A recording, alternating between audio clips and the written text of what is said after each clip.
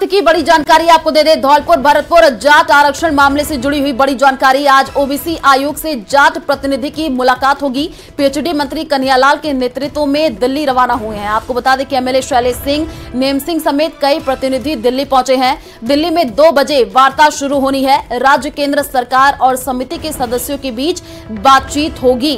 तो ये बड़ी जानकारी आपको दे रहे हैं। बहुत बहुत बधाई हो आपको।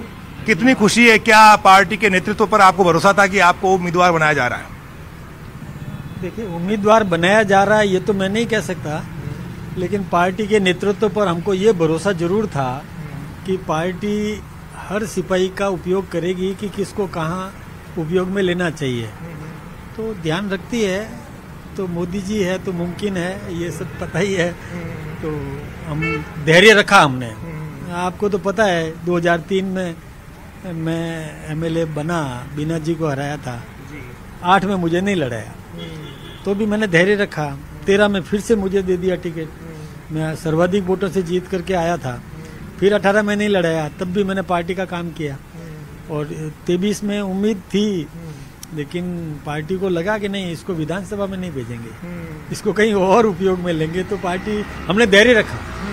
तो धैर्य का फल तो मिलता ही मिलता है, ये बात है। तो सब्र का फल मीठा होता है। एक दिन तो वो था जिस दिन टिकट कटा था और आप बागी के तौर पर पर्चा दाखिल करने चले गए। तो कल शाम का दिन ऐसा था जब खुशखबरी आई। कैसा महसूस हुआ? पार्टी के प्रति आपका जो समर्पण भाव है, क्या वो आपको यहाँ तक ले आया? देखिए, ये बात बिल्कुल सही है कि जब किसी व्यक्ति को ये लगता है कि मुझे यहाँ अवसर मिलना चाहिए और उसको 1 बार, 2 बार, 3 बार नहीं मिलता है, तो थोड़ा बहुत मन में होता है।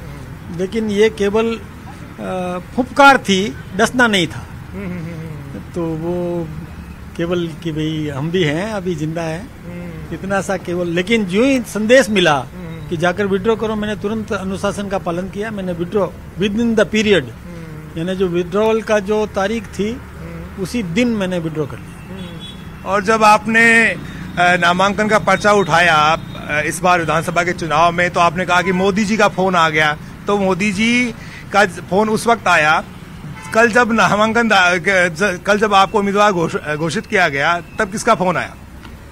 एक्चुअली ये तो मुझे आपके माध्यम से ही पता चला, आपके चैनल के माध्यम से ही पता चला कल। तो उस दिन जरूर मुझे एक लाइन की बात कही कि जाकर विड्रॉ करो। मैंने चुपचाप विड्रॉ किया। कोई बोलने की गुंजाइश ही नहीं थी, कुछ कहने की स्थिति हमारी नहीं थी।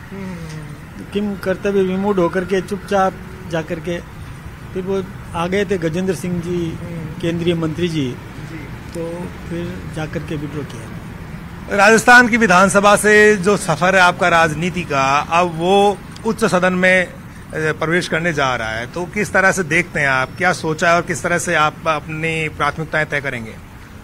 देखिए, विधानसभा का एक अपना काम करने का तरीका होता है और लोकसभा का वैसा ही होता है, लेकिन राज्यसभा का अलग होता है। राज्यसभा में ज्यादातर विषय वो आते हैं जो पहले लोकसभा में चलते हैं और उसके बाद में राज्यसभा में आते हैं। तो बिल्कुल पार्टी लाइन का भी ध्यान रखेंगे, जनहित का भी ध्यान रखेंगे और कुछ